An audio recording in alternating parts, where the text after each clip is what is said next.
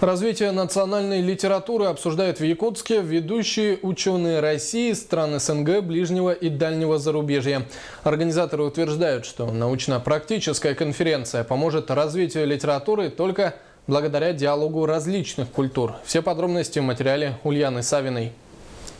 Ученые из Казахстана, Азербайджана, Бурятии, Калмыкии, Москвы и дальнего зарубежья собрались сегодня, чтобы обсудить актуальные вопросы национальной литературы, в частности якутской, в общероссийском и мировом контексте.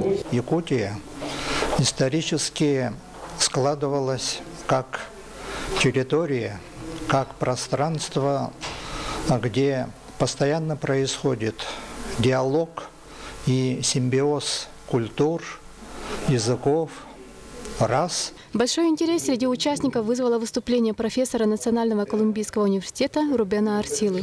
Ученый, известный своими переводами стихотворений и поэм Александра Пушкина и Анны Ахматовой, награжден орденом дружбы за большой вклад в развитие российско-колумбийских отношений. Такие встречи очень важны для утверждения литературы на якутском языке. Мне кажется, что когда ученые и специалисты по литературе, по языку разговаривают на такие темы, как символы, которые представляют самобытность якутского народа.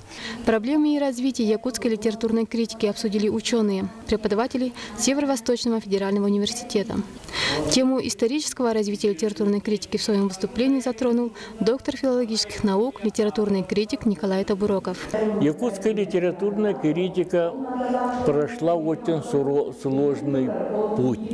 Это 70 лет развития при советской власти. Художественно слабые, но восхваляющие, скажем, тогдашние холкозы, ударников, стаханов, писателей, выходили на первый план. Организатор круглого стола, кандидат филологических наук Лидия Романова, особое внимание уделяет роли читателя в развитии литературы в целом. Мы очень рады тому, что правительство России обратило внимание на литературу, на то, что наступил кризис литературоцентризма, да, и у нас молодежь стала мало читать. Поэтому вот этот год объявлен именно для того, чтобы возродить интерес россиян к чтению. Литература не может развиваться без читателя.